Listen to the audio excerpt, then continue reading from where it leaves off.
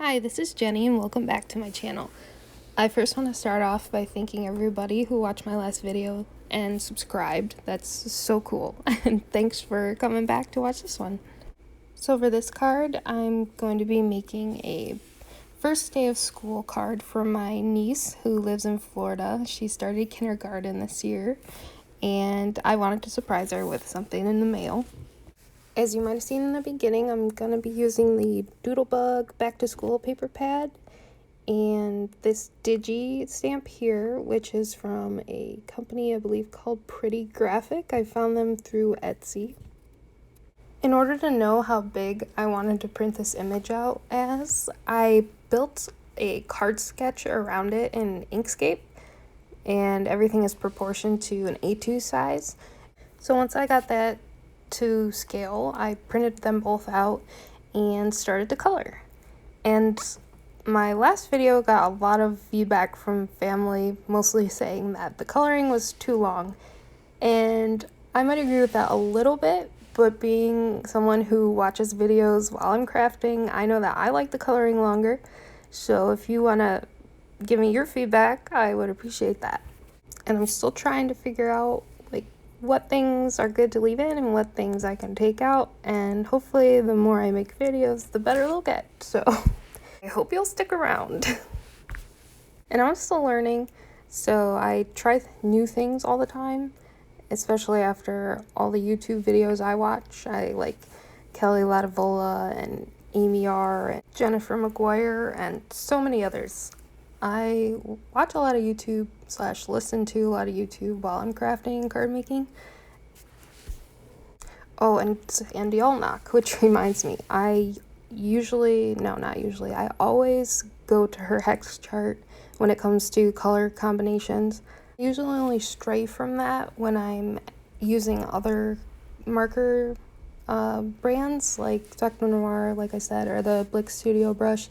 I try to use close colors to the ones on her chart, but sometimes I just wing it. Another thing about the digi-stamp, I did add the glasses to her because I really wanted to color it to look just like my niece. So from here, I'm just gonna play some music and wish I could color this fast, and then I'll be back with the rest of the card.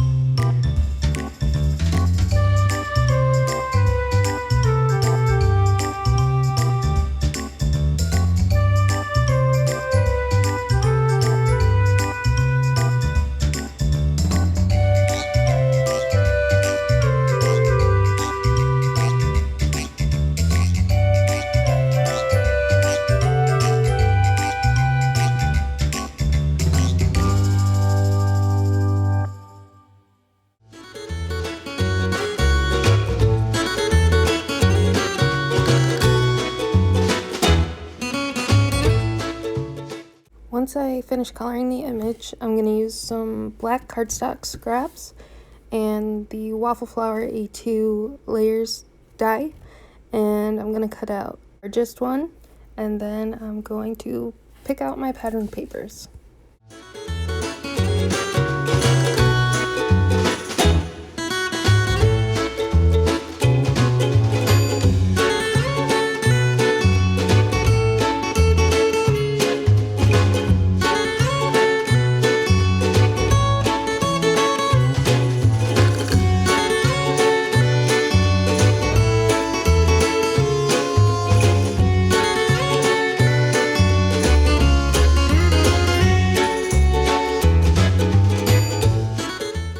Taking the next largest rectangle die from the Waffle Flower set, and when I cut a panel out of each of the 2 pieces that I'm going to be using in the next layer of the card. From there, I'm just going to take my trimmer and cut them both diagonally across, and pretty much just follow the card sketch for the rest of the assembly. And I'm going to have all the measurements from the card sketch available on my blog. And I'll be back when it's time to start gluing everything together.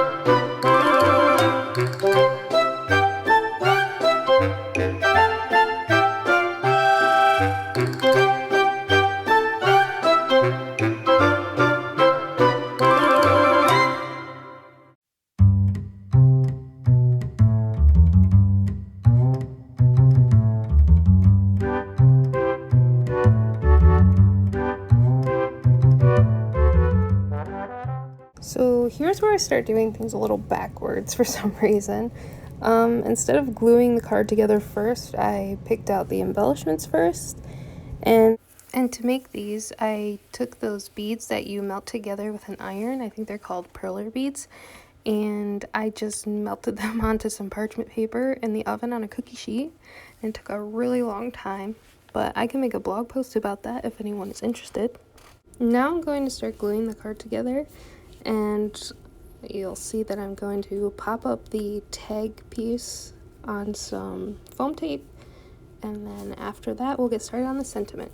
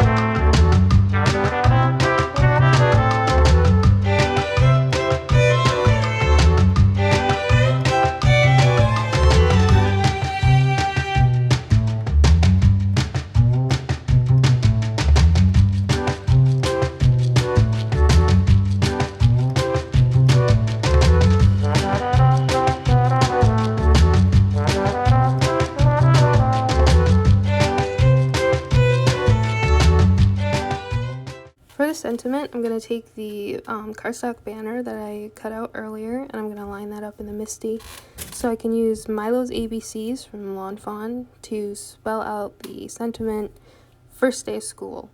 And I'm leaving a space between the 1 and the day so that I can write in smaller letters the S and the T for first. Once I have everything lined up for the sentiment, I'm just double checking that it's going to stamp onto the banner in the right position. And then I'm going to use my powder tool on the cardstock and then stamp the sentiment with Versamark ink a couple of times to get a nice impression. Then I'm going to use this Snow Detail White Embossing Powder by Recollections. I'm going to tap off any of the extra powder and then use a paintbrush to wipe away any other strays, and then I'll use my heat tool to get it all nice and melted.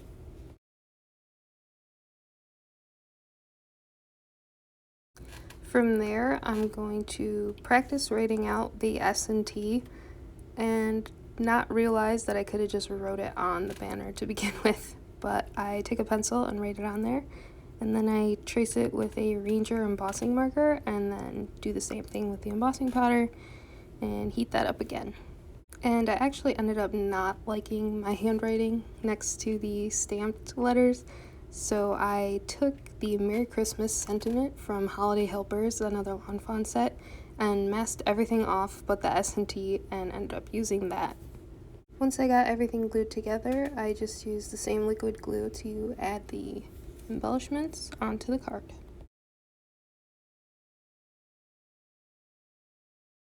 I always seem to have trouble with these jewel picker things. Either they stick too much or they don't want to stick at all.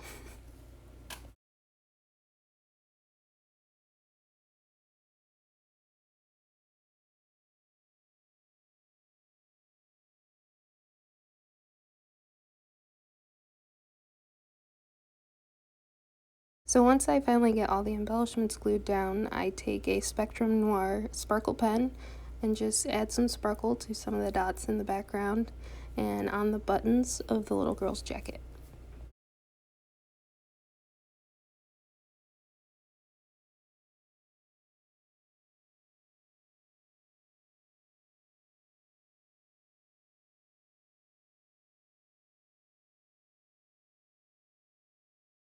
For the final step, I'm just going to take a piece of 110-pound cardstock from Recollections and cut that down at 5 1/2 and then score it at 4 1/4. And then I'm just going to cut off this little edge so that the card lines up evenly.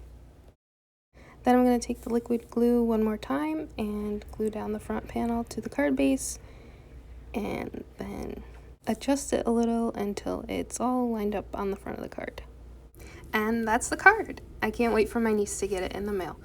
So thanks so much for watching, and any additional details can be found on my blog at cutiepatootiecrafts.com. And go ahead and hit that subscribe button to see more crafty videos from me in the future. And I hope you have a great day. Bye!